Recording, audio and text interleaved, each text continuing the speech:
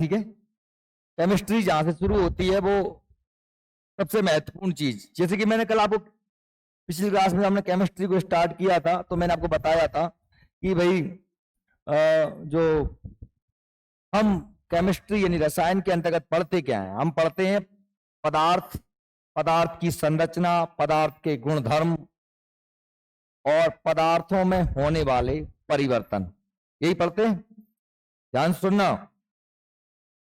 तो क्योंकि ये पदार्थ की बात हो रही है तो पदार्थ क्या है, तो हमने कल बात की थी कि जिसमें आयतन होता है, जिसमें आकार होता है, वह क्या होता है, पदार्थ कहलाता है। ये बात हुई थी। जब आप कर देंगे लाइव, रिकॉर्ड कर रहा है आप, रिकॉर्ड डालो लाइव बाप है, ये ऐप है तो कर देना, क्या दिक्कत है। हाँ देखो तो पदार्थ का निर्माण जिससे होता है उसे क्या कहते हैं हम, परमाणु, एटम। ठीक, कोई पदार्थ हो, कोई भी पदार्थ जिसका सबसे छोटा कण जो होगा, जिसको और अधिक ना तोड़ा जा सके। ठीक, अब जैसे मैं कहूं कि आपसे एक लड्डू है, बूंदी का लड्डू, उसे तोड़ोगे तो क्या निकलेगी, बूंदी। और बूंदी को तोड़ोगे तो क्या निकलेगा, बेसन। और बेसन से छोटा क्या होगा, कुछ नहीं। तो मतलब जो सूक्ष्मतम कण है, जो सबसे छोटा है, वह क्या है, वह है परमाणु, एटम। क्लियर। यानी कि हम केमिस्ट्री की बिल्कुल जड़ में पहुंच गए हैं। वैसे अब हम उस परमाणु की संरचना को देखेंगे। तो सबसे पहली बात तो परमाणु के बारे में किसने बताया, तो एक भारतीय ऋषि थे जिनका नाम था कणाद। क्या नाम था, ऋषि थे कणाद, कणाद ऋषि। इन्होंने सबसे पहले परमाणु के बारे में बताया था। उन्होंने ये कहा था कि कोई भी तत्व जिन छोटे छोटे कणों से मिलकर बनता है उन्हें क्या का नाम दिया जाता है, उन्हें नाम दिया गया है परमाणु। हालांकि हम जब ये आधुनिक मॉडर्न साइंस के अंतर्गत पढ़ते हैं तो ये पढ़ते हैं उसमें कि भाई जो परमाणु सिद्धांत है वो दिया गया है किसके द्वारा, टॉल्टन के द्वारा। तो दिया है, टॉल्टन के द्वारा दिया गया, टॉल्टन के द्वारा दिया गया, एक वैज्ञानिक है टॉल्टन, उसके द्वारा ये सिद्धांत दिया गया। ठीक है। तो हम देखते हैं क्या है कि अणु तथा परमाणु। अब सबसे पहले मैंने जैसे कहा कि आपसे सबसे छोटा कण क्या है, परमाणु। और दो चार परमाणु आपस में मिल लिए तो क्या बन जाता है, वो अणु। क्या बन जाता है, अणु। इस देखो ये दिख रहा है आपको, ये क्या है, ये परमाणु है, ये परमाणु है। और ये पूरा का पूरा क्या हो गया, अणु। और ऐसे दो बहुत सारे अणु मिलकर क्या बना देते हैं, एक तत्व। क्या बना देते हैं, तत्व। परमाणु, अणु और तत्व, बात सही में आई आपको। तत्व कोई भी हो सकता है, सोना चांदी पत्थर लोहा मिट्टी, कुछ भी तत्व है ना। तो वो क्या है कि अणु से मिलके परमाणु, परमाणु से मिलके परमाणु से मिलके अणु और अणु से मिलके तत्व। परमाणु को इंग्लिश में बोलते हैं एटम, अणु को बोलते हैं मॉलिक्यूल। ठीक है। और तत्व होता है आपका कोई भी एलिमेंट इंग्लिश में। ठीक है। तो ये क्या लिखा है, परमाणु, एटम किसी तत्व का सूक्ष्मतम कण है जो रासायनिक अभिक्रिया में भाग लेता है, रासायनिक अभिक्रिया में भाग लेता है। और रासायनिक अभिक्रिया क्या होती है कि दो या दो से अधिक परमाणु आपस में मिल करके अपने आयनों का आदान प्रदान करते हैं और एक नए तत्व का निर्माण करते हैं। ठीक है। यह इलेक्ट्रॉन, प्रोटॉन व न्यूट्रॉन से मिलकर बना होता है, कौन, परमाणु। लेकिन बेटा जैसे मैं आपसे कहूं कि इलेक्ट्रॉन, प्रोटॉन, न्यूट्रॉन से मिलकर बना है, जैसे मैंने कहा ये हमारा परमाणु है, ये परमाणु है, इसमें ये अंदर जो लाल कलर का है ये क्या है, प्रोटॉन। और ये पीले कलर का ये क्या है, न्यूट्रॉन। और जो बाहर दिख रहा है आपको ये क्या है, इलेक्ट्रॉन। ठीक है। लेकिन ये हमें शुरू से पता नहीं था, ये हमें चीजें बाद में मालूम चली कि ये परमाणु में भी अंदर कुछ होता है। हमको तो सब इतना ही पता था शुरुआत में जब डाल्टन ने कहा था कि भाई सबसे सूक्ष्मतम कण है क्या, परमाणु, जिसे और अधिक नहीं तोड़ा जा सकता। ये किसने कहा था, डाल्टन ने। लेकिन हमें बाद में मालूम चला कि सब इसमें इलेक्ट्रॉन, प्रोटॉन और न्यूट्रॉन भी कण होते हैं। अणु क्या होता है? अणु मॉलिक्यूल किसी पदार्थ का वह सूक्ष्मतम कण है जो रासायनिक अभिक्रिया में भाग नहीं लेता। परमाणु लेता है, अणु भाग नहीं लेता है। परमाणु भाग लेता है, अणु भाग नहीं लेता। परमाणु से मिलकर ही अणु बनते हैं। ठीक है, एक ही प्रकार के परमाणुओं से मिलकर बने अणु को समपरमाणुवीय अणु कहलाता है। क्या कह रहे हैं बेटा? कि एक जैसे ही परमाणुओं से मिलकर कोई अणु बनता है तो उसे क्या बोलते हैं? समपरमाणु। जैसे मैंने कहा कि साहब ऑक्सीजन 1 प्लस ऑक्सीजन, तो ये क्या हो गया? O2। क्या हो गया? O2 ऑक्सीजन हो गया। यानी ऑक्सीजन के दो परमाणु मिलकर ही एक तत्व यह बना है, तो ये क्या कहलाएगा? समपरमाणुवीय। क्या कहलाएगा? या H2N2। लेकिन आप देखते हैं कुछ तत्व ऐसे होते हैं जो दो भते परमाणु से मिलकर बनते हैं। जैसे आपने कहा तो विभिन्न प्रकार के परमाणु से मिलकर बना अणु विषम परमाणु कहलाता है। जैसे तो कह दिया HCl, इसमें एक तो हाइड्रोजन है और एक क्या है? क्लोरीन है। तो दो अलग अलग हैं। इसमें दोनों ऑक्सीजन थे, इसमें मैंने कहा दोनों नाइट्रोजन है N2 में। लेकिन आप देखोगे N2O, इसमें दो नाइट्रोजन और एक ऑक्सीजन। CO2, H2O, समझ में आ रही बात में? जिसमें अलग अलग होते हैं वो परमाणुवीय अणु कहलाते हैं। विषम परमाणु वाली वही क्या कहलाते हैं? सम परमाणु। सिंपल सी बात है, समान अणु समपरमाणु। ठीक, अब देखो, लेकिन परमाणु की संरचना कैसी होती है, परमाणु की बनावट कैसी होती है, हम उसकी बात करते हैं। परमाणु की जो संरचना है, परमाणु का एक केंद्रीय भाग, ठोस केंद्रीय भाग, जिसे क्या कहते हैं हम? इसे हम कहते हैं नाभिक। इसे क्या कहते हैं हम? नाभिक। ये क्या है बेटा? नाभिक। ठीक है, तो इसके बाहर ये क्या है? इलेक्ट्रॉन। और नाभिक काय से मिलकर बना हुआ है? नाभिक मिलकर बना है काय से? प्रोटॉन से और न्यूट्रॉन से। इस नाभिक की खोज करने वाले व्यक्ति कौन थे? रदरफोर्ड। कौन थे? रदरफोर्ड। कौन ने खोज करी थी? रदरफोर्ड ने। क्लियर ना? तो क्या कह रहे हैं कि परमाणु का केंद्रीय भाग, मतलब बीच वाला भाग कैसा होता है? ठोस होता है और धन आवेश, यानी इस पे कौन सा आवेश होता है? प्लस आवेश। आवेश दो ही होते हैं, धन आवेश और ऋण आवेश, जो प्रोटॉन तथा न्यूट्रॉन का बना होता है। कैसे बना होता है? नाभिक भाग, इसे नाभिक कहते हैं। ठीक है, नाभिक प्रोटॉन व न्यूट्रॉन का बना होता है। नाभिक के चारों ओर ऋण आवेशित इलेक्ट्रॉन पे कौन सा आवेश होता है? ऋण आवेश। ऋण आवेशित इलेक्ट्रॉन एक निश्चित कक्षा में चक्कर लगाते हैं, चारों तरफ निश्चित कक्षा में। मान लीजिए ये इलेक्ट्रॉन घूम रहा है, इसका रास्ता ये है, अगला इलेक्ट्रॉन है तो उसका रास्ता ये है। ऐसी बहुत सारी क्या होती हैं? कक्षाएं। निश्चित कक्षा मतलब होता है उनका एक रास्ता कैसा होता है? फिक्स होता है। प्रोटॉन लगाते हैं। प्रोटॉन और इलेक्ट्रॉन पर समान विपरीत आवेश होता है। यानी कि क्या कह रहे हैं? समान विपरीत आवेश मतलब क्या? जैसे मैंने कहा कि इसमें अगर अंदर 5 प्रोटॉन है तो बाहर कितने होंगे? 5 इलेक्ट्रॉन। बात समझ में आ रही है मेरी? अंदर कितने, अंदर अगर प्रोटॉन कितने हैं? 5, तो इलेक्ट्रॉन बाहर कितने होंगे? 5। यानी कि इस पर 5 धनावेश तो या 5 ऋणावेश। जब बराबर बराबर ऋण और धन मिल गए तो कैसा हो जाएगा? उदासीन। कैसा हो जाएगा? उदासीन। जितना आवेश प्लस का है उतना ही आवेश माइनस का है, तो इस पूरे परमाणु का आवेश कोई नहीं होगा, आवेश रहित हो जाएगा। क्यों? प्लस माइनस कैसे हो गए? बराबर। समझ में आ रही क्या मेरी बात? देखो बेटा, 3 कण होते हैं। कौन कौन से होते हैं? मैंने बताया बिल आपको, इलेक्ट्रॉन, प्रोटॉन, न्यूट्रॉन। प्रोटॉन पे प्लस आवेश है, इलेक्ट्रॉन पे माइनस आवेश पे, और न्यूट्रॉन पे कोई आवेश नहीं, न्यूट्रल होता है। क्या होता है? न्यूट्रल। और किसी भी परमाणु में जितने प्रोटॉन होते हैं उतने ही बाहर इलेक्ट्रॉन होते हैं, और दोनों में उल्टा आवेश है। प्रोटॉन में प्लस है तो इलेक्ट्रॉन में माइनस, इसलिए प्लस माइनस बराबर हो जाते हैं और ये कैसा हो जाता है? आवेश रहित। कैसा हो जाता है? आवेश। समझ में आ गई मेरी बात? कोई दिक्कत तो नहीं? आज तो बता देना भैया।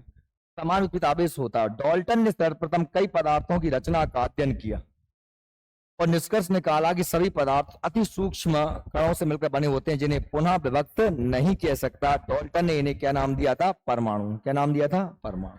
समझ में आ गई क्या मेरी बात? किसने बताया था? डाल्टन ने। ठीक है, चलिए आगे बढ़ते हैं। आप परमाणु समझ गए। देखो बेटा, मैंने क्या कहा कि अंदर क्या होते हैं, न्यूट्रॉन प्लस प्रोटॉन होते हैं, और बाहर इसके इलेक्ट्रॉन क्या करते हैं, अलग अलग कक्षाओं में क्या लगा रहे हैं, परिक्रमण। ये एक कक्षा, दूसरी कक्षा, ऐसी आप और भी कक्षाएं बना सकते हो। मैंने कहा साहब ये तीसरी कक्षा है ना, ऐसी चौथी कक्षा, ऐसी बहुत सारी कक्षाएं होती हैं। जितने इलेक्ट्रॉन बढ़ते जाएंगे उतनी कक्षाएं बढ़ती जाएंगी, ठीक है। जितना भारी परमाणु होगा उसमें उतने ज्यादा इलेक्ट्रॉन होंगे, उसकी उतनी ज्यादा कक्षाएं बढ़ती जाएंगी, ठीक है। और हाइड्रोजन में हमने कहा साहब उसमें एक ही है, हीलियम में दो हैं। तो आप आगे बढ़ते जाओगे, जैसे आपने परमाणु संख्या मैंने कल आपको याद करने दी थी, मैं पूछूंगा, चिंता मत करना। वो तो मैं इसमें बीदा था तो मैंने पूछ नहीं पाई, पर चिंता मत करना, मैं भूलता नहीं हूँ, मैं क्लास के बाद पूछ लूंगा, पर तुम्हें बिना पूछे नहीं जाने दूंगा, प्रसाद तो मैं दूंगा जो पढ़ के नहीं आया होगा। आगे बात करें अपन परमाणु देखो जो परमाणु होता है, सबसे पहले बात करें परमाणु की। तो परमाणु किसी रासायनिक तत्व का सबसे छोटा भाग होता है जिसमें उस तत्व की समस्त विशिष्टताएं सुरक्षित होती हैं। तो मैंने कहा कोई लड्डू है बूंदी का, उसमें स्वाद है बेसन का, तो आखिरी जो कण होगा उसमें भी वो पूरे गुण होंगे जो उस लड्डू में गुण। आज समझ में आ रही मेरी? उस कण में वो पूरे गुण विद्यमान होंगे, परमाणु कहलाता है। लेकिन एक बात ध्यान रखें, परमाणु कभी स्वतंत्र नहीं रहता, परमाणु हमेशा अणुओं के रूप में रहता है। कायम रहता है, रासायनिक क्रिया में भाग तो लेता है पर वो स्वतंत्र रूप से नहीं रहता। परमाणु एक रासायनिक अस्तित्व होता है, अर्थात यह अविभाज्य है, लेकिन परमाणु को हम तोड़ नहीं सकते।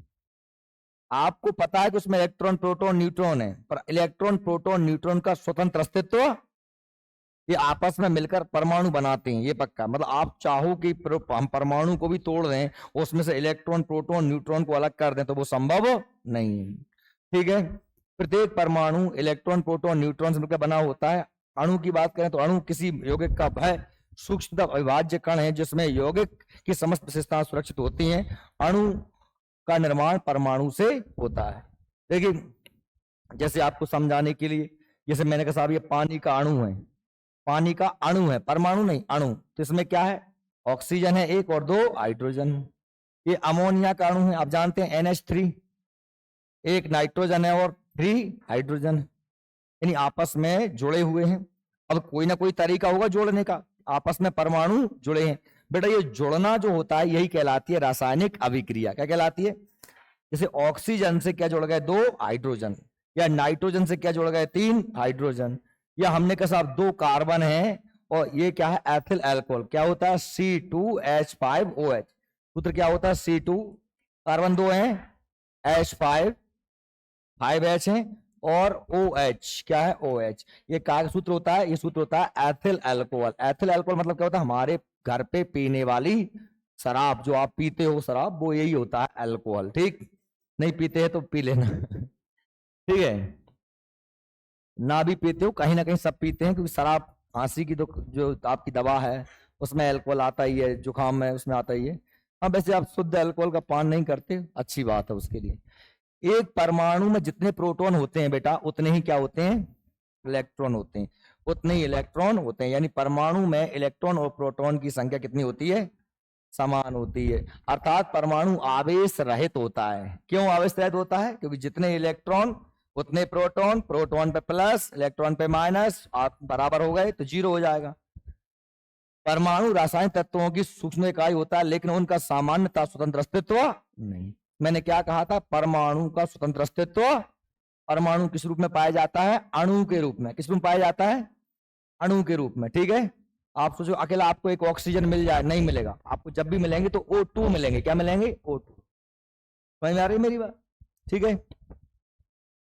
किसी तत्व के 2 या 2 से अधिक परमाणु मिलकर एक पृथक स्वतंत्र अस्तित्व का निर्माण करते हैं, इसे अणु कहते। कुछ क्या कह रहे हैं, किसी तत्व के 2 या 2 से अधिक परमाणु मिलकर एक पृथक अलग स्वतंत्र अस्तित्व का निर्माण करते हैं, जिसे क्या कहते हैं, अणु या मॉलिक्यूल कहते हैं। उदाहरण के लिए ऑक्सीजन O2 के रूप में होता है, ठीक है। आपको और समझ में आ जाए, ये एटम है, यानी ये परमाणु है, ये परमाणु है, आप समझ गए। इसके अंदर ये प्रोटॉन और न्यूट्रॉन है, बाहर इलेक्ट्रॉन।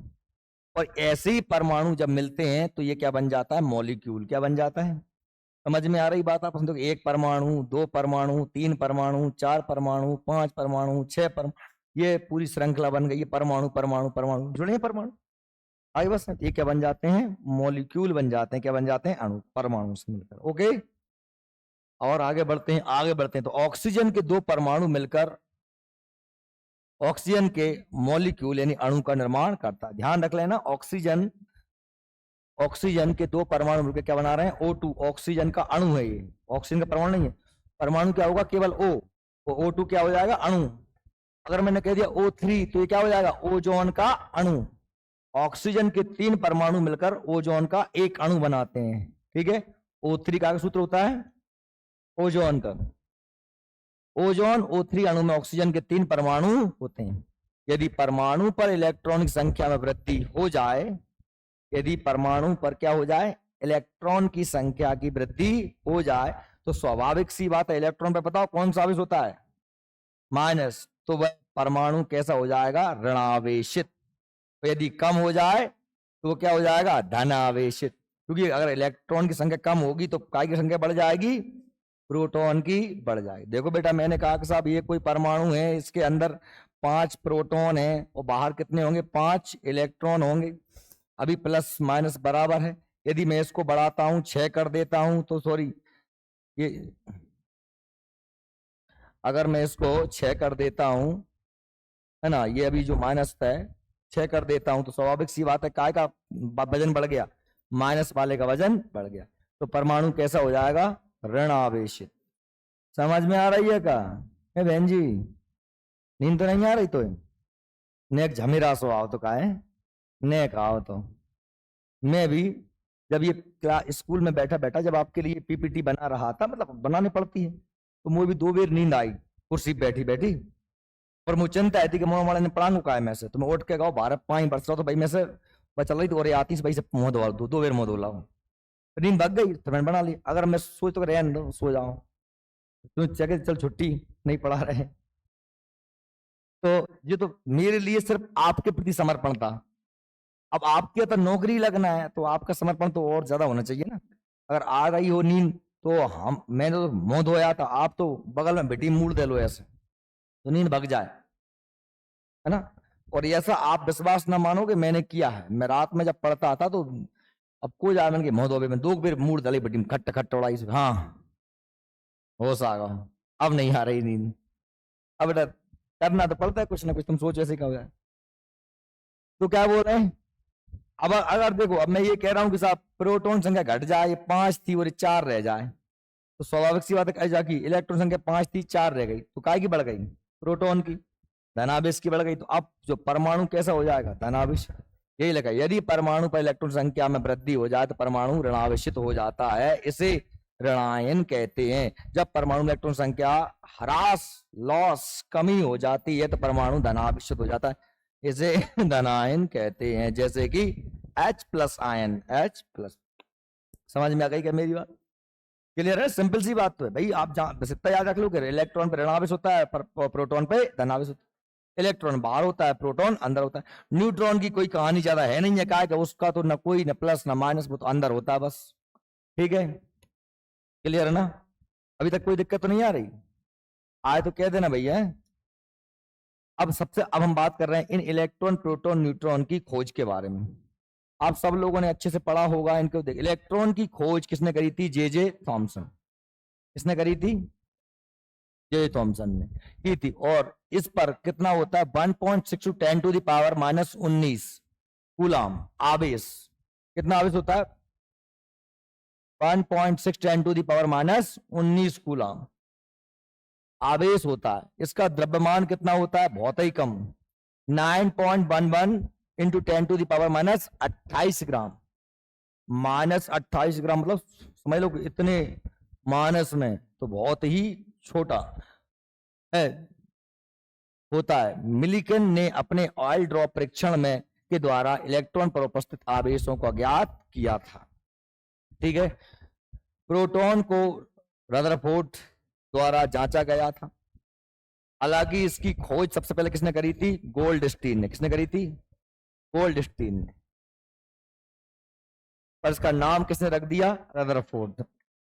ठीक है, तो दोनों ही नाम मिलते हैं आपको, गोल्डस्टीन भी मिलता है और रदरफोर्ड भी मिलता है। काय के मामले में? प्रोटॉन के मामले। इस पर 1.6, देखो यहाँ 1 पॉइंट, यहाँ पर कैसा कैसा था? माइनस था। 1.6 minus 1.6 10 to the power minus 19 coulomb. तो सेम, आवेश तो सेम होता है, आप जानते हैं आवेश तो समान होता है, बस कैसा होता है? विपरीत होता है। इस पे माइनस होता है, इस पे प्लस होता है। आवेश एक ही याद करना है, 1.6 गुणा 10 की घात माइनस 19, यही यही होता है इलेक्ट्रॉन पे और यही होता है प्रोटॉन। अब बेटा याद रखना पड़ेगा 1.6 into 10 to the power minus 19 electron पे ऋणावेश और प्रोटॉन पे। इलेक्ट्रॉन का वजन बहुत कम होता है, बहुत सूक्ष्म कण होता है। प्रोटॉन का वजन ज्यादा होता है, प्रोटॉन भारी होता है। इस पर कहता होगा 1.6725 into 10 to the power minus 24, यहाँ कहता था माइनस 28।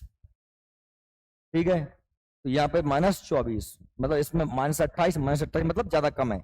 जब माइनस में है ना 28 तो ज्यादा कम है, माइनस में 24 तो उसका थोड़ा ज्यादा है। क्लियर है ना? तो ये याद रखिए, इसका क्या है? प्रोटॉन का द्रव्यमान है। इतना याद कर लेना, 1.67 है ना, 25 भले ना हो, 1.67 into 10 to the power minus 19, इसका कितना है? 9.11 into 10 to the power minus 28 gram होता है। ये बात हो गई क्या की? प्रोटॉन की। तो फिर इलेक्ट्रॉन किसने खोजा? थॉमसन। आवेश 1.6 10 टू द पावर माइनस 19, द्रव्यमान 9.11 into 10 to the power minus 28। Proton की खोज करी रदरफोर्ड ने या गोल्डस्टीन ने, और इसका आवेश है वही 1.6 into 10 to the power minus 19, और इसका द्रव्यमान वही 1.67 गुणा 10 की घात माइनस 24। अब बात करते हैं न्यूट्रॉन की। तो न्यूट्रॉन की खोज किसने करी? चैडविक ने। किसने करी? चैडविक ने द्वारा की गई। इसमें यह एक उदासीन कण है, मतलब ना इस पे धनावेश होता है ना इस पे ऋणावेश होता है। ठीक है, इसका द्रव्यमान 1.67 गुणा 10 की घात माइनस 24। ठीक है, सबसे भारी कण पूछे तो क्या होता है? न्यूट्रॉन। सबसे भारी कण कौन सा होता है? न्यूट्रॉन। सबसे हल्का कण कौन सा होता है? इलेक्ट्रॉन। और प्रोटॉन पर कोई इलेक्ट्रॉन पर न्यूट्रॉन पर कोई आवेश नहीं होता। इलेक्ट्रॉन पर ऋणावेश और प्रोटॉन पर धनावेश। आवेश दोनों पर विपरीत होते हैं और समान होते हैं। आवेश दोनों पर विपरीत होते हैं, समान होते हैं। इलेक्ट्रॉन पर ऋणावेश होता है और प्रोटॉन पर धनावेश। सिंपल सी बात है भैया, ये तुम फिर भी भूल जाओ तो ये ट्रिक है, आपने बचपन में पढ़ी होगी, ईंट पर नाच। ये ट्रिक दी है, नहीं दिख रही हो तो मैं बड़ा कर देता हूं भैया। ईंट पर नाच है ना, ईंट पर नाच, ये ट्रिक है। इस ट्रिक से क्या होता है? प्रोटॉन और देखो, ईंट पर नाच, ईंट से इलेक्ट्रॉन, टा से थॉमसन। ठीक है, ईंट से इलेक्ट्रॉन थॉमसन, पा से प्रोटॉन, रा से रदरफोर्ड, और साथ में गोल्डस्टीन को याद रखना। किसको? गोल्डस्टीन। और नाच से, नाच पर ना से न्यूट्रॉन, चा से चैडविक। सिंपल सी, आपको बचपन से याद होगी, ईंट पर नाच। ये ट्रिक आपको वैसे तो इतना सरल है कि नहीं लगता मुझे किसी को याद ना होंगे, पर ठीक है, कुछ बच्चे फ्रेशियर हैं तो उनके लिए ठीक रहेगा ये। भैया आप ईंट पर नाच याद कर लेना। ई से इलेक्ट्रॉन, टा से थॉमसन, पा से प्रोटॉन और रा से रदरफोर्ड, ना से न्यूट्रॉन और चा से चैडविक। ठीक है बेटा। अब देखिए, मैंने कहा था कि जो आधुनिक खोजों से मालूम चला है कि जो वर्तमान में नए नए रिसर्च हुए हैं उससे मालूम चला है कि जो परमाणु होता है, परमाणु, ये जो परमाणु है इसमें हमने कहा तीन प्रकार के कण हैं, इलेक्ट्रॉन, प्रोटॉन, न्यूट्रॉन। चूंकि शुरुआत में यही खोजे गए थे, शुरुआत में यही खोजे गए थे। बाद में जब और खोजें हुई, लगे रहे लोग बाग हाथ डालने परमाणु में, कुछ और मिल जाए, कुछ और मिल जाए, है ना। सबसे पहले रदरफोर्ड गो तो बाद नाभिक मिल गो, फिर नाभिक में मान देखो सब प्रोटॉन मिल गो, है ना, इलेक्ट्रॉन मिल गो। इतने तक खोज रहा हो तो चैडविक, है ना, अपना थॉमसन बार बार लगो, बार बार हाथ लगा घुमाव करो, गैला में हाथ डाल के तो भाई इलेक्ट्रॉन मिल गए हैं। ऐसी बाद में चैडविक आओ तो बाय और मिल गया, वन हाथ डाल बाय न्यूट्रॉन मिल गया। अब वैज्ञानिक हैं तो कोई गैला खुलो धरो तो चार हाथ डाल के देख रहा हो कुछ भी मिल जाए। तो बहुत से कण मिले, वो 25 से अधिक प्रकार के कण मिल गए, पर वो कण जो मिले वो कोई मतलब के कण नहीं थे, क्योंकि वो कण अस्थायी थे, कभी किसी को मिलते थे, कभी किसी को नहीं मिलते, कभी होते थे, कभी नहीं होते थे। तो हमने जितने भी हमारा जो परमाणु होता है, इस परमाणु में जितने भी कण होते हैं ना, उन सभी परमाणु के कणों को बेटा दो हिस्सों में बांट ली। एक तो क्या मैंने मूल कण, या जिन्हें कह सकता हूं मैं क्या, स्थायी कण। स्थायी कण कितने, केवल 3 हैं। और शेष कैसे कण है, अस्थायी कण है। कैसे कण है, अस्थायी, जैसे कि पॉजिट्रॉन वगैरह, है ना। तो ऐसे बहुत सारे कण, मेसॉन, पॉजिट्रॉन मिले, तो मैंने वैसे ही पढ़ सकते हो। इंपोर्टेंट एक दो हैं, जैसे कि पॉजिट्रॉन एक कण होता है, समझ रहे हो। मैन तो 3 ही होगा, इलेक्ट्रॉन, प्रोटॉन, न्यूट्रॉन। स्थायी हैं, ये हमेशा रहते हैं। लेकिन मैंने कुछ अस्थायी कण है, जैसे क्या, पॉजिट्रॉन की खोज एंडरसन ने 1932 में की थी। इलेक्ट्रॉन का धनात्मक प्रतिरूप है। न्यूट्रॉन, न्यूट्रिनो, न्यूट्रिनो तथा एंटी न्यूट्रिनो फर्मी द्वारा खोजे गए थे। फर्मी को आप जानते हैं, इन्होंने क्या बनाया था, परमाणु भट्टी। क्या बनाई थी। तो जब भी परमाणु विखंडन होता है ना, तो वहां सबसे ज्यादा उपयोग क्या किया जाता है, न्यूट्रॉन्स का। क्या उपयोग किया जाता है, न्यूट्रॉन्स का। परमाणु बम का नाम सुना है, परमाणु बम, है ना। तो ये परमाणु भट्टी इन्होंने बनाई थी, फर्मी ने, द्वारा 1934 में खोजे गए थे। ये बहुत कम द्रव्यमान वाले उदासीन कण होते हैं। मेसॉन कण का द्रव्यमान इलेक्ट्रॉन तथा प्रोटॉन के द्रव्यमान के मध्य है। ये 3 प्रकार के होते हैं, धनात्मक, ऋणात्मक और उदासीन। सभी मेसॉन कैसे होते हैं, अस्थायी होते हैं। तो positron, neutrino, anti neutrino, meson, है ना, ये क्या है, कुछ अस्थायी कण हैं, जो कि परमाणु में हमको इलेक्ट्रॉन, प्रोटॉन, न्यूट्रॉन के अलावा मिलती हैं। लेकिन स्थायी कण 3 ही हैं, electron, proton, neutron. Positron, neutrino, meson, ये कैसे हैं, अस्थायी कण हैं। समझ में आ गई क्या मेरी बात। ओके, चलिए, कुछ ये जो खोज दी हैं आपके नोट्स में, तो कुछ और भी आगे दिए हैं, लेकिन वो बात वही है कि परमाणु सिद्धांत किसने दिया था, डाल्टन ने। संरचना नील्स बोर ने, रदरफोर्ड ने, और भी हम पढ़ेंगे, थॉमसन ने भी दिया था, और भी है ना लोगों ने दिया है, तो भी पढ़ने वाले हैं परमाणु मॉडल को, संरचना को। इलेक्ट्रॉन की खोज जे थॉमसन ने, प्रोटॉन की रदरफोर्ड ने, न्यूट्रॉन की चैडविक ने। आपको मैंने याद करवा दिया, ईंट पर नाच। आप अब भूलना चाहो मन से ही तो भले भूल जाना, बाकी तो भूलने की कोई इसमें गुंजाइश है नहीं। अब हम बात करते हैं परमाणु क्रमांक या परमाणु संख्या। एक बात आप याद रख लेना अच्छे से बेटा, परमाणु क्रमांक या परमाणु संख्या की जब हम बात करते हैं, तो सबसे पहले आप एक चीज समझ गए कि परमाणु के केंद्र में क्या होते हैं, क्या होते हैं, प्रोटॉन और न्यूट्रॉन। बेटा ये परमाणु है, इसे केंद्र में क्या है, P+N, और बाहर क्या होता है, E, इलेक्ट्रॉन होता है। ठीक, अब क्या होता है कि परमाणु का जो भार होता है, ये मैंने कहा साहब ये कोई हमारा परमाणु है ना, ये परमाणु है, इसका भार जो लिखा जाता है हमेशा कहाँ लिखा जाता है, ऊपर लिखा जाता है ना, भार। और क्रमांक कहाँ लिखा जाता है, नीचे लिखा जाता है। ठीक है, कोई परमाणु, जैसे मान लीजिए मैंने लिया क्या, मैंने ले लिया कैल्शियम, मैंने जैसे ऑक्सीजन, हाइड्रोजन ले लिया, या हाइड्रोजन ले लिया, तो हाइड्रोजन का परमाणु क्रमांक यहाँ, भार यहाँ लिखूंगा और क्रमांक यहाँ लिख। ठीक है, तो जैसे मैं एक एक होता है, मैंने ले लिया हीलियम, है ना, तो इसका परमाणु क्रमांक यहाँ लिख लिया। अब एक और चीज मैं आपको बता दूं, सामान्यतः परमाणु क्रमांक और परमाणु भार होते क्या है, एकदम सिंपल सी बात समझ लेना, इसको बाद में पढ़ा दूंगा। परमाणु क्रमांक और परमाणु भार है क्या, बिल्कुल सिंपल सी बात है।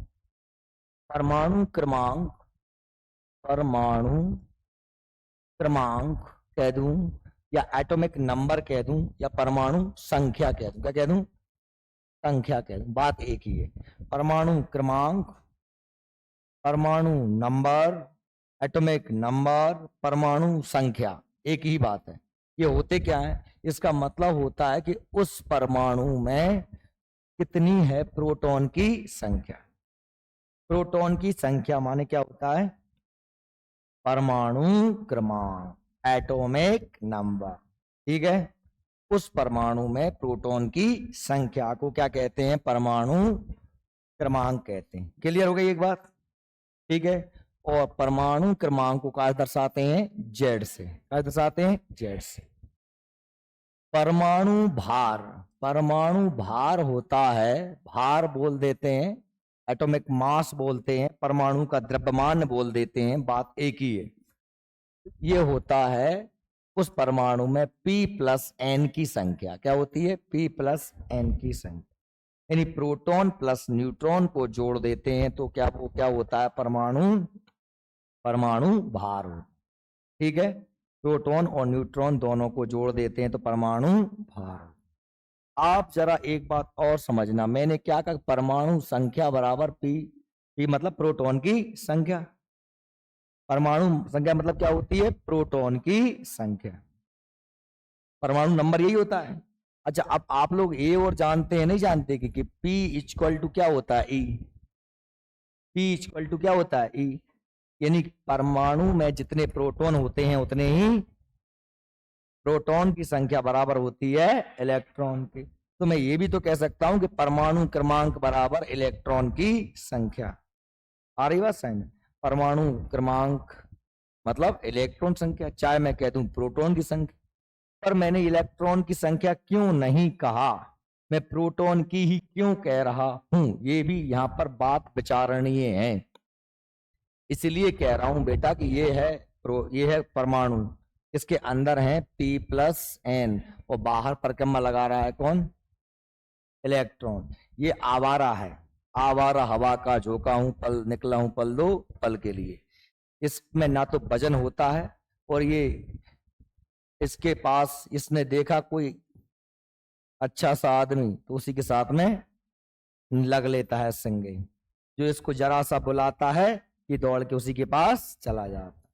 तो इसके ये ध्यान रख लेना, जीवन में स्थायित्व होना चाहिए हर क्षेत्र में। स्थायित्व नहीं है तो आपका अस्तित्व भी नहीं है। स्थायित्व आता है तभी अस्तित्व बनता है। एक जगह लगे रहोगे लगे रहोगे लगे रहोगे तो आपका एक स्वयं का अस्तित्व हो जाएगा। अगर आपने स्थायित्व खो दिया तो आपका अस्तित्व भी मिट जाएगा। तो ये इसलिए हमने इलेक्ट्रॉन को मेजमान देखी जाए क्या कह रहा हो है तो से होगा।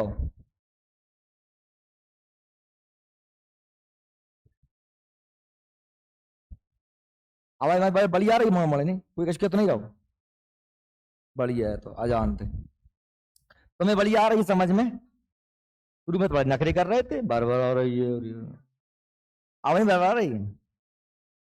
वो तो देखो मैंने क्या कही थी कि सेटिंग गड़बड़ कर दी जाने कछु मैंने नेक बहुत जान करी थी सो रही सही कसर नौकरी करके मैंने कर दी अपने इतने कछु बात है नहीं है। वो फोन लगाओ इंदौर मंदौर बारह से बेट जान नखरे करते हैं। मैं सीख कह रहा हूँ यार सीख साक लें अपन एक आदमी जो OBS से डिलीट करके ना नई OBS डाउनलोड कर लीजिए आजकल, आज नई का तरीके से करते हैं। देखिए तो क्या हो रहा है बेटा, अब इसीलिए हमने इलेक्ट्रॉन को नहीं कहा, किसको कहा हमने? प्रोटॉन। क्यों? क्योंकि ये तो आवारा है कभी भी निकल लेगा। हम तो कह रहे थे कि साहब हमने कहा कि सोडियम की परमाणु संख्या कितनी है? 11 है। कितनी है? 11। अब मान लो सोडियम के बगल में कौन आ गया? क्लोरीन आ गया, तो उसने उसको दे दिए 1 2 है। तो हमने कहा था परमाणु क्रमांक संख्या 10 इसकी 11 है, इलेक्ट्रॉन्स में इतने होते हैं, और मालूम चला कि उसमें से 2 गायब हो गए, फिर क्या करोगे? क्योंकि वो चले गए। इसीलिए स्थायी चीज क्या होती है? स्थायी चीज क्या होती है? प्रोटॉन होते हैं। क्या होते हैं? प्रोटॉन। इसलिए हम क्या कह रहे हैं? परमाणु संख्या बराबर प्रोटॉन। ठीक है। लेकिन परमाणु प्लस परमाणु जो होते हैं वो इलेक्ट्रॉन के बराबर होते हैं, सॉरी प्रोटॉन जो होते हैं वो इलेक्ट्रॉन के बराबर होते हैं। ये भी क्लियर है आपके दिमाग में? परमाणु भार बराबर प्रोटॉन प्लस न्यूट्रॉन। इसको दर्शाते कैसे हैं? ए से। क्या दर्शाते हैं? ए से। परमाणु भार, एटॉमिक मास। एक और चीज मैं आपको बता दूं, हम हमेशा परमाणु क्रमांक याद करते हैं। क्या याद करते हैं? परमाणु क्रमांक याद करते हैं, ना कि परमाणु भार। क्योंकि हमें ज्यादातर केमिस्ट्री में जो काम आता है वो परमाणु क्रमांक ही काम आता है, परमाणु भार की आवश्यकता नहीं पड़ती। ठीक है बेटा। अब लेकिन फिर भी कभी कभी मान लो कोई घर से लड़के आए पेपर बनाने वाला, और वो चाहे कि अच्छी पेपर बना दूं मैं, तो परमाणु भार पूछ भी ले, तो आप लोग हमेशा मेरी एक ट्रिक याद रखना, ये लगभग काम करती है, एकदम फिक्स नहीं है। जैसे मैंने कहा कि सोडियम का परमाणु क्रमांक कितना है 11, तो क्रमांक का लगभग दुगना होता है भार, लगभग कह रहा हूं, फिक्स नहीं कह रहा हूं, पर सुन लेना, ये लट लेके जाओ। तुमने तो कही थी कि जो 11 हो 11 दूनी 22, मतलब 22.30 लिख रहा हुआ है। तो हमने क्या कहा 11 का लगभग 22, हो सकता है 22.5 23 हो जाए या 21 तक रह जाए, मतलब आसपास ही रहता। लगभग क्रमांक का डबल कर दो तो क्या हो जाता है परमाणु भार। ठीक है, क्लियर हो गया। चलिए अब इसको पढ़ लेते हैं। हाँ, यही लगा परमाणु संख्या, किसी परमाणु की द्रव्यमान संख्या, मास नंबर, उसके नाभिक में स्थित न्यूट्रॉन तथा प्रोटॉन की संख्या के, द्रव्यमान संख्या है पहले, क्या है द्रव्यमान संख्या, परमाणु का द्रव्यमान है, ये परमाणु का क्या है, परमाणु का भार है, क्या है ये भार, द्रव्यमान माने मास, भार। किसी परमाणु में द्रव्यमान संख्या यानी मास नंबर, उसके नाभिक में, नाभिक समझ तो बीच में होता है, नाभिक उपस्थित न्यूट्रॉन प्लस प्रोटॉन की संख्या के योगफल के बराबर होती है। इसे ए से प्रदर्शित करते हैं, ए से। द्रव्यमान संख्या यानी एटॉमिक मास इक्वल टू प्रोटॉनों की संख्या प्लस न्यूट्रॉनों की संख्या, या द्रव्यमान संख्या बराबर परमाणु क्रमांक प्लस न्यूट्रॉनों की। अब आप लोग जानते हो ना परमाणु की संख्या मतलब क्या होती है, प्रोटॉनों की संख्या। नहीं चकबका जाओगे जो का है भाई परमाणु क्रमांक, या कह दूं प्रोटॉनों की संख्या। बात समझ में आ रही है, कुछ बड़ी बात नहीं कही है? या कह सकता हूं द्रव्यमान संख्या बराबर इलेक्ट्रॉनों की संख्या या फिर प्लस न्यूट्रॉन संख्या। देखो यहां तो न्यूट्रॉन ही रहना है, यहां प्रोटॉन कहूं या इलेक्ट्रॉन कहूं या परमाणु क्रमांक कहूं, आप जानते हो ना तीनों बात एक ही है। अभी हाल बता दिया कि नहीं बताया। अतः ए माने परमाणु भार equal to Z plus N, Z माने परमाणु, जेड माने क्या हो जाएगा परमाणु क्रमांक, जेड माने, अब या तो यहां जेड रख दूं, नहीं रखना जेड तो मैं यहां पी रख सकता हूं, नहीं रखना तो मैं क्या रख सकता हूं ई रख सकता हूं। परमाणु क्रमांक प्रोटॉन की संख्या होती है, प्रोटॉन जितने होते हैं उतने ही इलेक्ट्रॉन होते हैं। क्लियर है कि नहीं है, ये चीज नहीं भूल जाओ तुम। कभी कभी हल्के फुल्के न्यूमेरिकल बन जाते हैं, क्या बन जाते हैं न्यूमेरिकल, जैसे आपको दे दिया परमाणु भार दे दिया, क्या दे दिया परमाणु भार दे दिया उन्होंने 30, और ये दे दिया न्यूट्रॉन की संख्या 7 दे दी, है ना, आपसे क्रमांक पूछ लिया। समझ रहे हैं मेरी बात। तो आप इधर उधर करके कर लोगे ना, ये गलत के नेक्स्ट से काम है। ठीक है, जो प्लस में है वो जब का है मजे माइनस में घटा दो। बात सही मारेगी नहीं बताई। क्या हो सकता है परमाणु भार ना पूछे आपसे, परमाणु क्रमांक ना पूछे आपसे, ये पूछ लेंगे बताओ इस नाभिक में प्रोटॉन की संख्या कितनी है, तो वही है, वो भी आप ज्ञात कर लोगे ना। तो ये छोटे मोटे से न्यूमेरिकल होते हैं, ये कोई बहुत बड़ी बनेंगे रीजनिंग। आप बस इतना याद रख लेना कि भार बराबर क्या होता है परमाणु क्रमांक प्लस, समझ में आ गई का, भार बराबर क्या होता है परमाणु क्रमांक प्लस न्यूट्रॉन संख्या।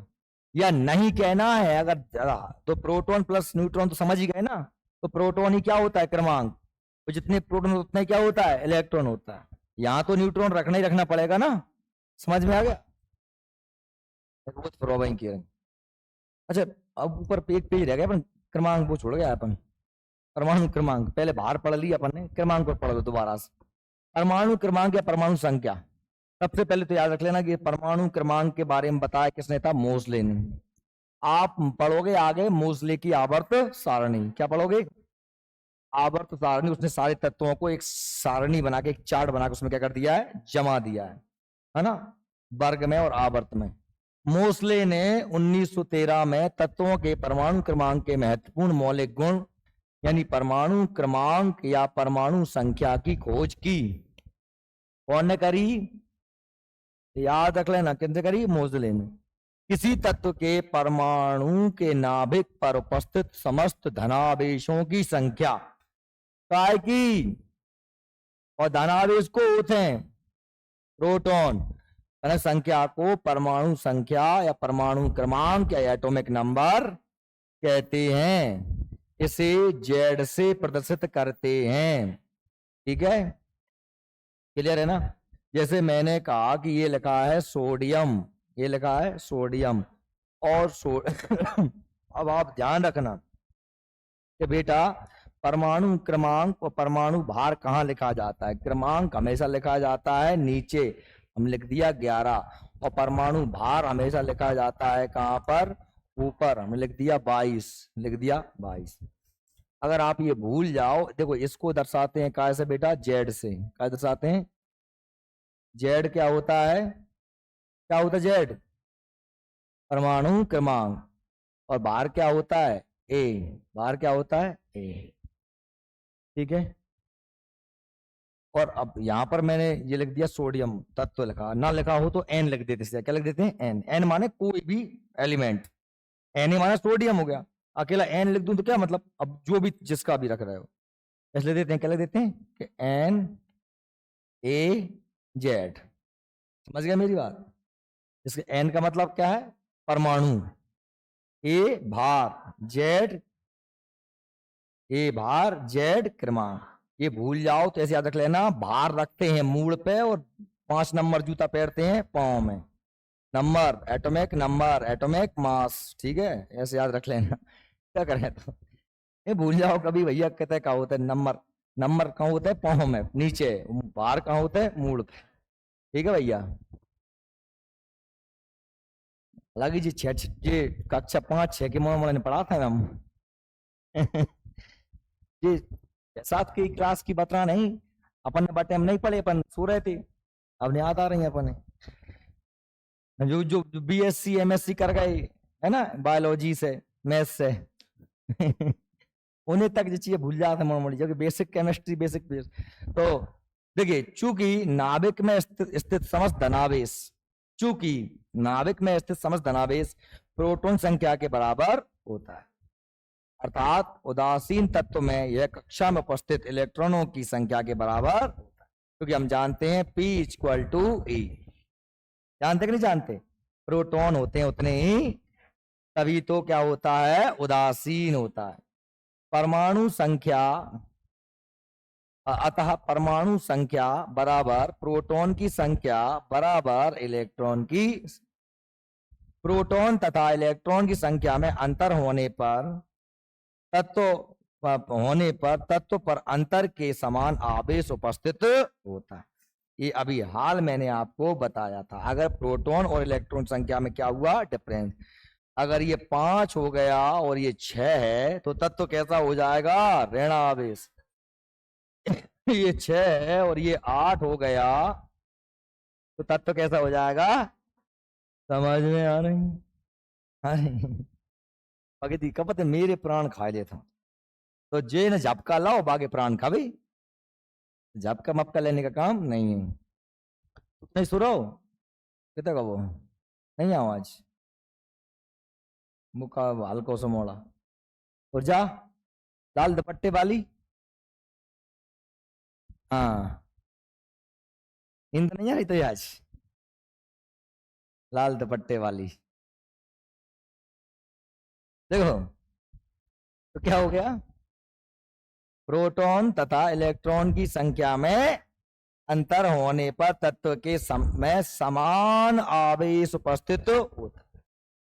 इलेक्ट्रॉन की संख्या प्रोटॉन से कम होने पर धनावेश तथा अधिक होने पर उपस्थित होता। समझ में आ गई? ठीक है। परमाणु संख्या तुमने पढ़ ही लिया, ये तो बता ही दिया मैंने तुम्हें। परमाणु संख्या एटॉमिक नंबर, कोई रिपीट हो रहा है। मूलभूत संख्या वह मूलभूत संख्या जो उस परमाणु के नाभिक से प्राप्त प्रोटॉनों की संख्या को बतलाती है परमाणु संख्या कहलाती है। यह संख्या इलेक्ट्रॉनों की संख्या के बराबर होती है। जैसे O का परमाणु, ऑक्सीजन का परमाणु क्रमांक 8 है, यानी ऑक्सीजन के केंद्र में कितने प्रोटॉन हैं? 8, और बाहर इलेक्ट्रॉन भी कितने हो जाएंगे? 8, अर्थात O के नाभिक में 8 प्रोटॉनों की संख्या। अब जो तुम्हें याद करना पड़ेंगे कि कार्बन 6 है, ऑक्सीजन 8 है, नाइट्रोजन 7 है, सोडियम 11 है, कैल्शियम तो 20 है। मैंने तुम्हें दे ना याद करवे, मैं आज पूछूंगा, कल फिर भी पूछे थे, कल भी पूछे थे, आज ही पूछूंगा। कम से कम बेटा 30 तक याद होने चाहिए, और झांके नहीं है याद ते बाप मैं तारीखन कल कर ली हो याद, कल तक 30 तक याद। अगर अभी तक तुम नहीं करे तो कल तक कर लियो 30 तक याद, लगातार 30 तक। तो कम से कम, वैसे तो कितने हैंगे? 118 तत्व हैंगे, 118 आवर्त सारणी में, पर हमें कम से कम 30 तो याद हो ही जाए, 30 तो आंगे पेपर में। और बाप में तारीख ना मानो तो कतई मत करियो। परमाणु संख्या किसी परमाणु के नाम पर प्रोटॉन संख्या के प्रोटॉन संख्या कहते हैं, ठीक। द्रव्यमान संख्या परमाणु बाहर समझ ही गए, पढ़ा दिया था अभी यार। बात आती है समस्थानिक और समभारिक। क्या होगा? नहीं दिखा रहा हूं, ले देख, अब दिख रहा है, ले।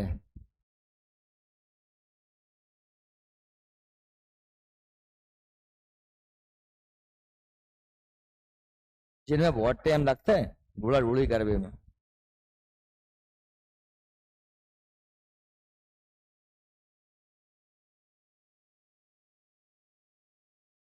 बेटा मेरे प्यारे पुत्र पुत्री हो, क्या होता है कि जो हमारे मोसले ने आवर्त सारणी बनाई, ठीक है, आवर्त सारणी तुमने देखी है कि नहीं देखी?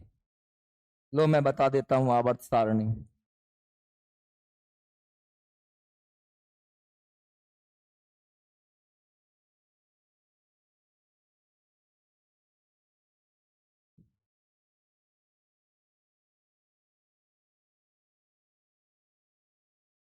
ये आवर्त सारणी दिख रही है, ये हम इसको पढ़ेंगे। ये सभी तत्व दिए हैं बेटा, ये यहाँ पर हाइड्रोजन दिया है, ये यहाँ पर हीलियम दिया है,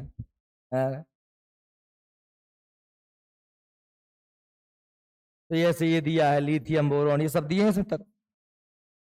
तो दो चीजें बता रहा हूं, समस्थानिक और समभारिक। पहली बात तो मेरे प्यारो एक चीज याद रख लो, इसमें जितने भी तत्व जो रखे गए हैं ना, मैं इसको एक क्लास पूरी इस पर रहेगी, क्योंकि इसके बहुत ज्यादा क्वेश्चन आते हैं। एक क्लास केवल आवर्त सारणी की ही रहने वाली है आपकी, ठीक है। आवर्त सारणी आएगा, क्योंकि आवर्त सारणी से कंपटीशन में बहुत सारे क्वेश्चन बनते हैं। केमिस्ट्री, फिजिक्स, बायो, इन विषयों को पढ़ने में बड़ा मजा आता है कि इनमें हमें चीजें सीखने को मिलती हैं, अगर आदमी होश से पढ़े, दिमाग पे वजन ना ले तो। बेटा जामा जितने जितने ये तत्व है ना, सोना चांदी लोहा ऑक्सीजन नाइट्रोजन, इन्हें जमाए है ना, तो काय के आधार जमाए हैं? परमाणु क्रमांक के आधार।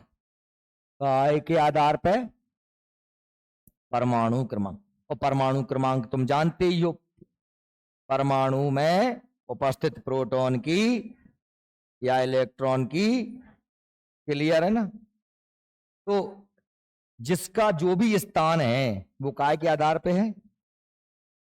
परमाणु स्थान। जैसे हमने कहा हाइड्रोजन यहां रखा 1 नंबर, उसका परमाणु क्रमांक 1, हीलियम का 2, फिर हमने कहा लिथियम का 3, बेरिलियम का, ये बोरोन का, कार्बन का, नाइट्रोजन का, ऑक्सीजन का, ठीक है। तो तुम है ना, ये अपना फ्लोरीन का है ना, नियोन का, याद थोड़ा ना, समझ रहे हो मेरी बात? नंबर से जमे हैं, ये मेहनत कर गए अपने बेचारे पुराने आदमी, तो अपने तो सिर्फ बस मेहनत करी कराई, पढ़ नहीं तो अकेली। तुम्हें कहूँ खोजने और होते, फिर उन्हें जमाना होते, फिर उनके इलेक्ट्रॉन प्रोटॉन न्यूट्रॉन गिनने होते। इतनी मेहनत तुम्हें तो ही करना है, तुम्हें तो सब कर करा के दे गए बेटा के लिए पढ़ ले हो, और तुम सब बे ही ना पढ़े हो तो अलग विषय है। ठीक है, तो भाई यार जो है तो अपनो यारो, तो नाम आ गो समस्थानिक, क्या है गो समस्थानिक आइसोटॉप, क्या है आइसोटॉप्स अंग्रेजी में, और हिंदी वालों स्थान। स्थान का के आधार पर होता है क्रमांक, का के आधार पर होता है नंबर के आधार पर होता है प्यारो। स्थान आवर्त सारणी में तुमरो स्थान का के आधार पे है, क्रमांक के आधार पे, नंबर के आधार पे है कि नहीं है। तो प्यारो जो नंबर के आधार पे है तो वह नंबर के आधार पे है तो ठीक, लेकिन जहां में का और कह रहे हैं सम, क्या कह रहे हैं सम, तो जे के नंबर कैसे हो सम, सम माने समान, नहीं सम मत सोचिए सम माने के 2 4 8 10, नहीं सम माने जे के स्थान समान हो, जे के क्रमांक समान और जे के भार अलग अलग हो, क्रमांक समान भार अलग अलग, उन्हें बोलते हैं सम स्थानिक।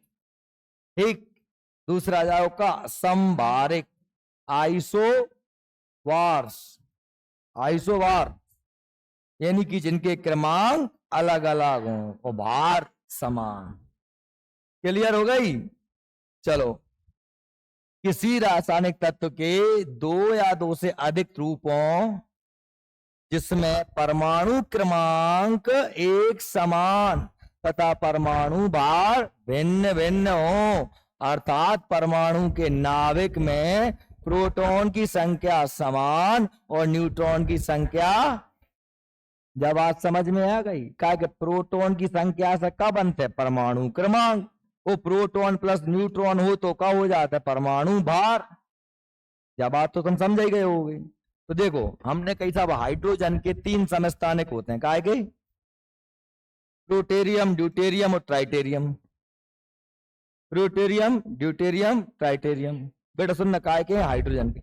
अब इसमें देखना जो प्लूटेरियम है इसमें क्या है कि अकेला एक प्रोटॉन है, क्या है एक प्रोटॉन। अब तुमको पता है कि एक प्रोटॉन है तो परमाणु क्रमांक कितना हो गया एक, और इसमें न्यूट्रॉन है ही नहीं, एकमात्र तत्व होता है हाइड्रोजन जिसमें न्यूट्रॉन नहीं होता।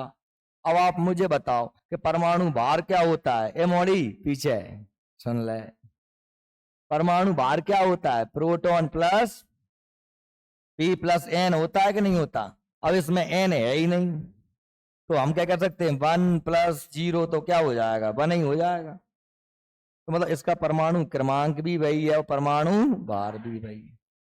अगले पे पहुंचे हम, हाइड्रोजन ड्यूटेरियम होता है, क्या होता है ड्यूटेरियम, इसमें एक प्रोटॉन और एक न्यूट्रॉन, तो परमाणु क्रमांक तो कितना हो गया एक, पर परमाणु भार कितना हो जाएगा एक प्रोटॉन एक न्यूट्रॉन बराबर 2, परमाणु भार कितना हो जाएगा 2।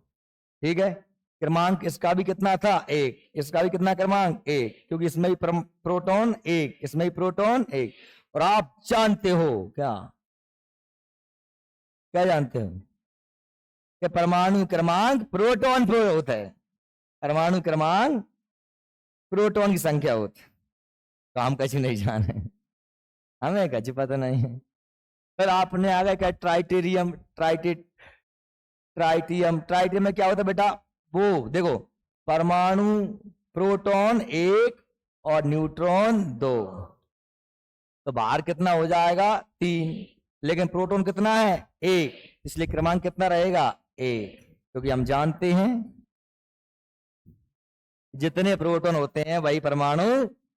अब मेरे प्यारो एक चीज तुम्हें दिखाई दे रही है क्या, ये सबके परमाणु क्रमांक समान, लेकिन परमाणु भार सबके, इसका 1 था, इसके 2 हैं, इसके 3, तीनों के परमाणु भार हो गए अलग और क्रमांक हो गए अलग, एक समान। तो इसलिए क्या कहेंगे इसे, समस्थानिक। क्या कहेंगे, सबका आवर्त सारणी में स्थान एक ही होगा पर भार उनके अलग अलग, क्योंकि स्थान का क्या आधार बताओ जाता है, परमाणु क्रमांक। और परमाणु क्रमांक क्या होता है, प्रोटॉन की। क्लियर है ना, कोई दिक्कत तो नहीं आ रही।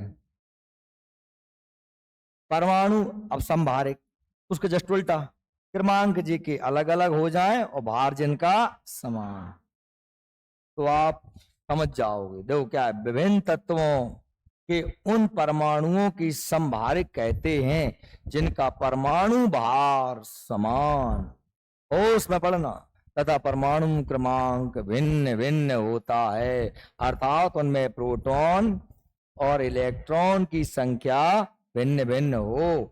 उदाहरण के लिए ऑर्गन, पोटेशियम, कैल्शियम तीनों संभारिक हैं। इन तीनों का परमाणु भार 40 जबकि परमाणु क्रमांक 18, 19, 20 होता है।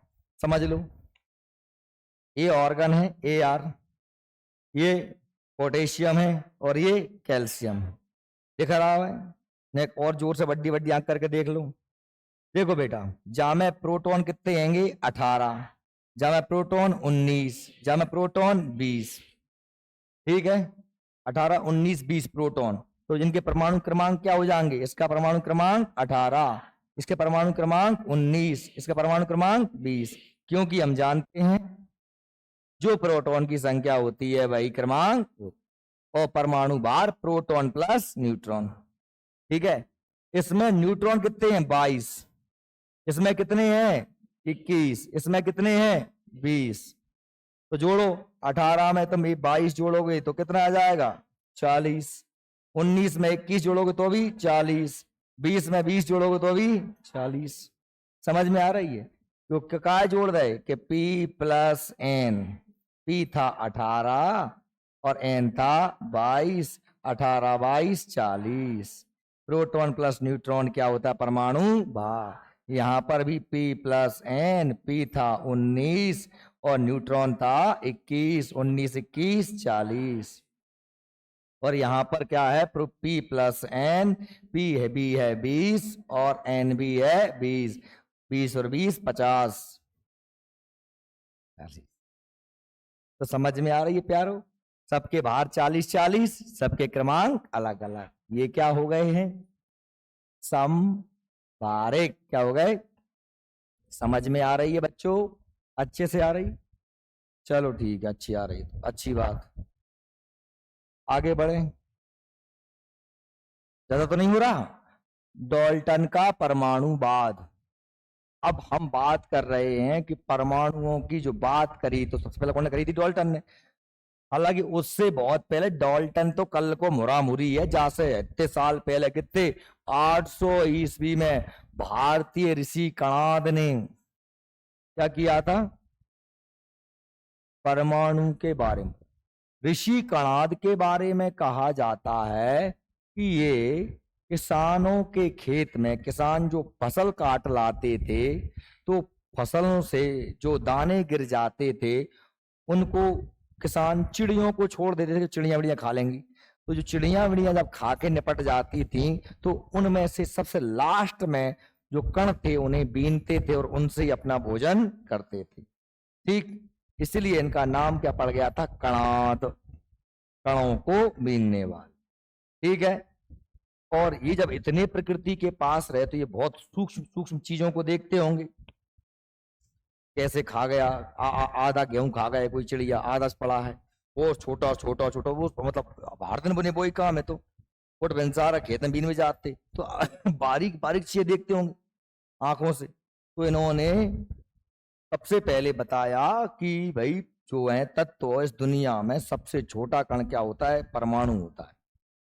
आज सर्वप्रथम यह सिद्धांत दिया था जिसे यूनानी दार्शनिक लूसियस तथा डेमोक्राइटस ने आगे बढ़ाया और 1808 में जॉन डाल्टन ने प्रयोगों द्वारा इसकी पुष्टि की। इनने बता तो दिया था पर क्या नहीं किया था, सिद्ध नहीं किया था प्रयोगों द्वारा। उस समय उपकरण नहीं थे। डाल्टन का परमाणुवाद निम्नवत है, हालांकि उसको बाद में नकारा गया। क्या कहा डाल्टन ने, क्या कहा डाल्टन ने, यहां समझना कि प्रत्येक पदार्थ अत्यंत सूक्ष्म कणों से मिलकर बना होता है, जिन्हें परमाणु कहते हैं, और परमाणु अविभाज्य है। ये बात यहां गलत हो गई कि परमाणु अविभाज्य नहीं, परमाणु को हम तोड़ सकते हैं। अब तोड़ सकते हैं ना, पहले नहीं तोड़ पाते थे। परमाणु ना तो उत्पन्न किया सकता और ना ही नष्ट। ये बात सही है, परमाणु ना आप बना सकते ना ही नष्ट कर सकते।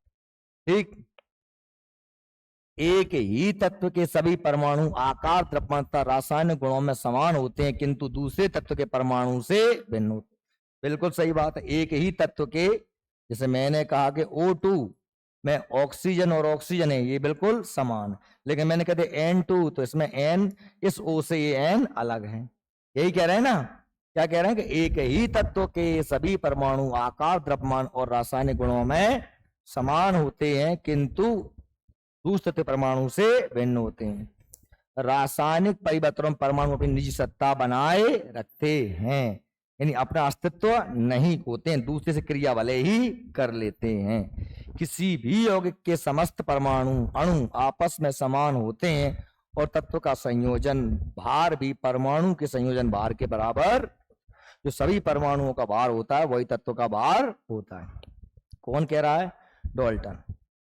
लेकिन बाद में इस परमाणु के पर जो और मॉडल दिए गए परमाणुओं के बारे में कि क्या है परमाणु, तो बहुत से मॉडल आए, जैसे कि अपना थॉमसन का मॉडल आया, फिर रदरफोर्ड का मॉडल आया, फिर नील्स बोर का मॉडल आया, कि परमाणु आखिर क्या है, इसके बारे में हमारी जो वर्तमान में जो मैंने पढ़ा दिया इलेक्ट्रॉन, प्रोटॉन, न्यूट्रॉन, ये एकदम पता नहीं पड़ गया तो हमें, ये भले आदमी की सबकी देन है।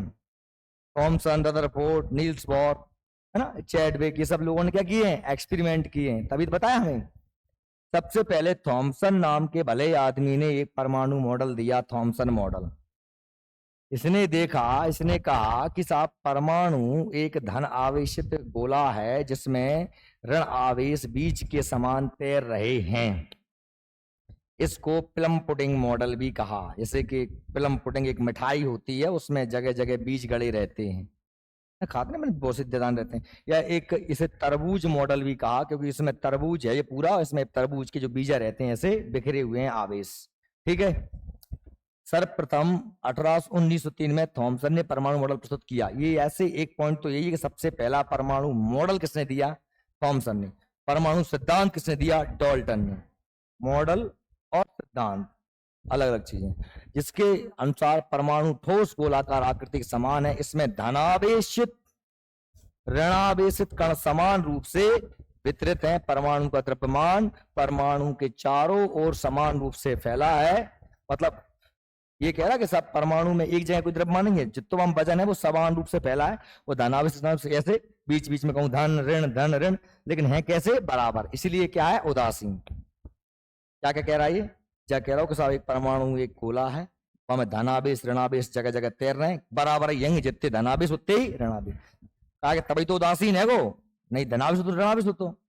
और जब जो वजन है वो ना, वजन जब पूरे वजन पूरे में ही फैल गए, पूरे वजन पूरे में ही फैल, और जाकी जी सबरी बातें गलत हो गई। ना तो पूरे में वजन फैलो, वजन केवल काय में है वो? नाभिक में।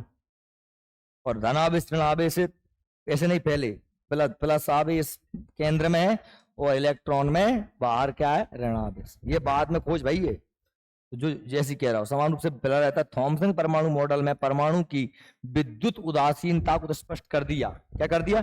उदासीन क्यों है ये तो स्पष्ट हो गया, क्या वजह से? भाई जितना प्लस है उतना माइनस है। परंतु अल्फा कण ने रदरफोर्ड प्रयोग को स्पष्ट नहीं कर सका। अल्फा कण का प्रयोग किया था किसने? रदरफोर्ड ने। रदरफोर्ड नाम का एक भला आदमी था जिसने प्रयोग किया, जिसने अल्फा कणों की बौछार करी सोने की पत्ती पे, और उसने पाया कि कुछ कण तो सीधे इतः उतः हिट गए, कुछ मुड़ गए, कुछ वापस लौट आए। तो उसे ये समझ में नहीं आया कि वो तो कह रहा था कि थॉमसन सब में बराबर है, तो या तो पूरे ही बाहर जाने थी, ये पूरे ही लौट के आने थी, ये क्या फैला रहा हो रहा। तो उसका दिमाग खनका, किसका? रदरफोर्ड का। तो रदरफोर्ड ने भी अपना एक मॉडल दे दिया, रदरफोर्ड का परमाणु मॉडल। पहले इसको समझ लीजिए, बता देता हूं आपको। ये रदरफोर्ड का परमाणु मॉडल है।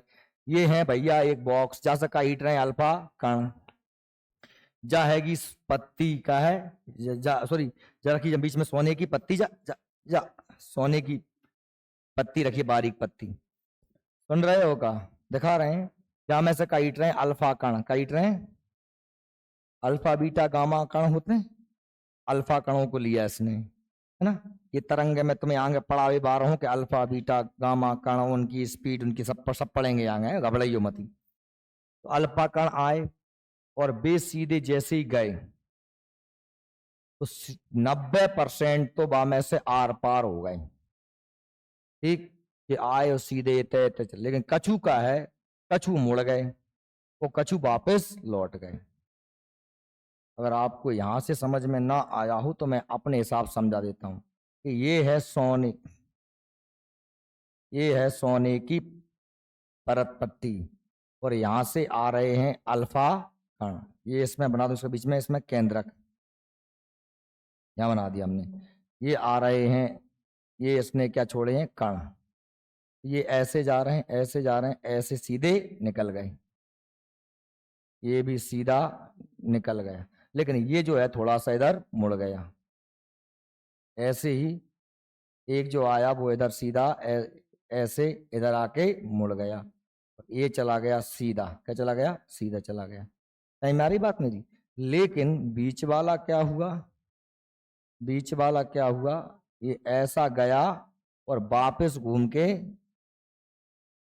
ये ऐसा आ गया, ये गया था और ये वापस लौट आया।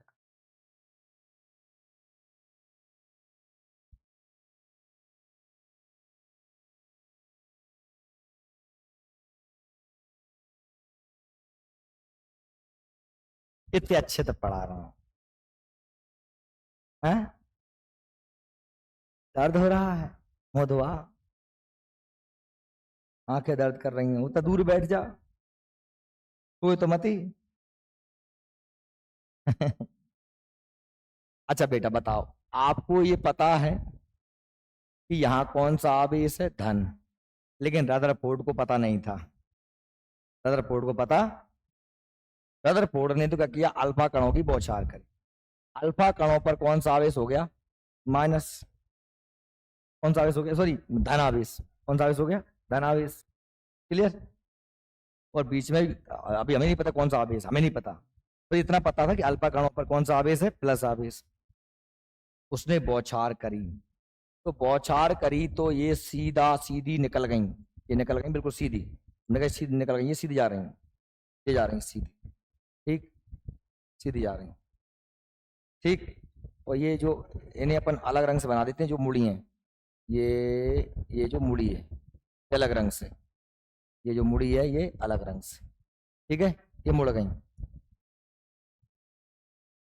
तो सीधी चलेगी कुछ, तो जब सीधी गई तो एक चीज सिद्ध हो गई कि जहां से ये सीधी निकली है वहां पर कोई आवेश नहीं है, कोई आवेश नहीं, समझना।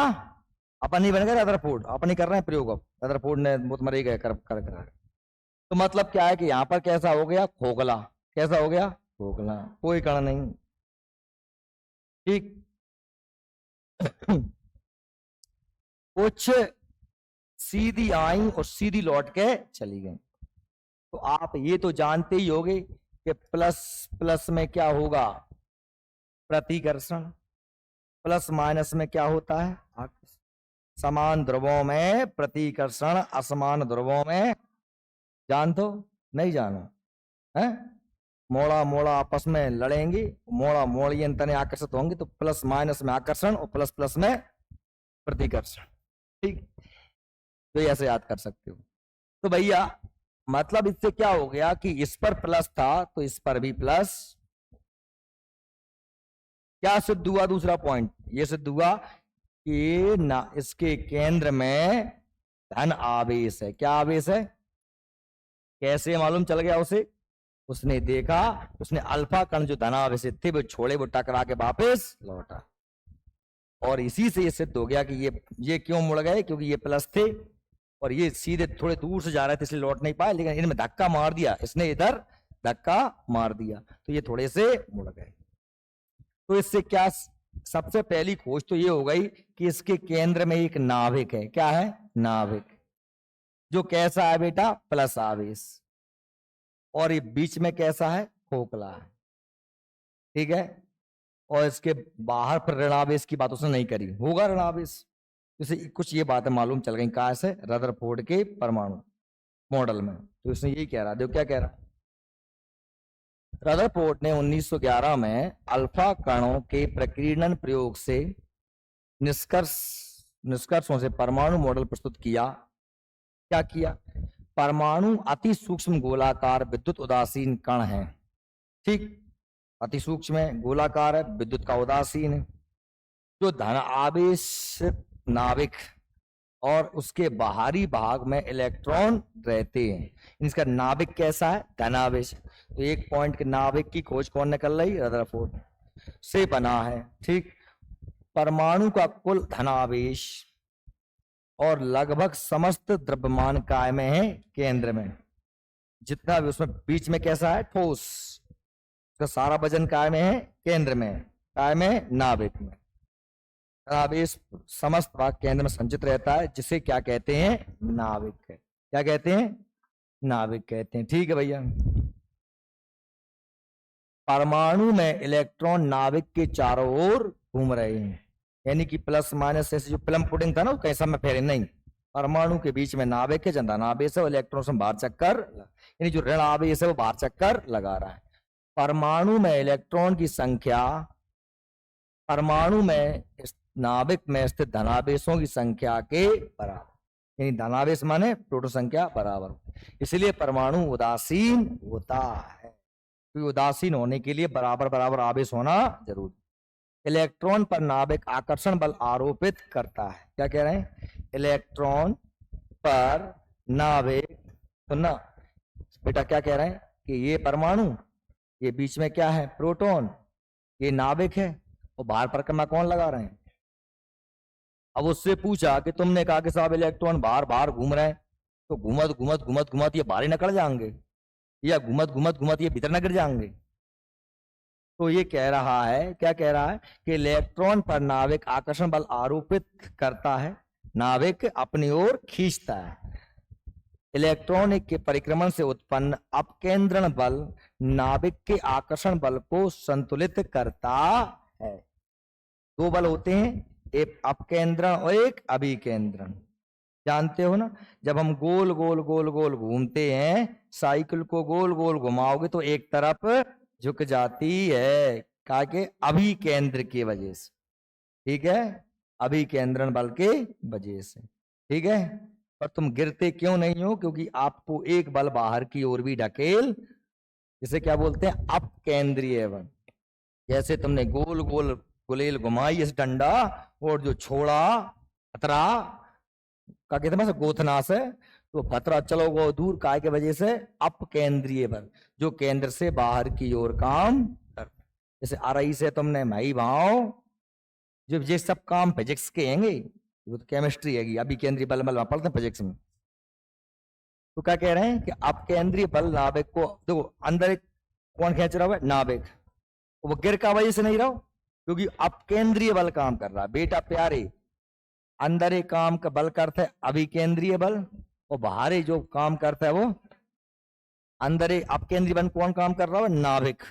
और बाहर बल काम कर रहा है, इसीलिए वो संतुलन बना। पूछा कि क्यों नहीं गिर रहा है, तो उसने कहा इसलिए नहीं गिर रहा है, नाभिक में इलेक्ट्रॉन बाहर घूम रहा है, इसलिए नहीं गिर रहा है, क्योंकि उसकी खींच तो नाभिक रहा है, पर उसका एक बाहर वाला अपकेंद्रीय बल भी काम नाभिक के आकर्षण बल को संतुलित करता है, इससे इलेक्ट्रॉन नाभिक में नहीं गिरता है। समझ में आ गई क्या बात? ये बात हो गई, बस बात खत्म हो गई इसके बाद। क्योंकि इसके बाद जो है वो है नील्स बोर का परमाणु सिद्धांत। मैंने इसलिए नहीं बनाया था क्योंकि मटेरियल ज्यादा हो जाएगा, इतना ही पढ़ोगे, क्योंकि नील्स बोर में थोड़ा सा और डिटेल में पढ़ना पड़ेगा, क्वांटम संख्याओं वगैरह को। फिर इलेक्ट्रॉनिक विन्यास देखेंगे, और बाउ का नियम वगैरह, पाउली का नियम, ठीक है।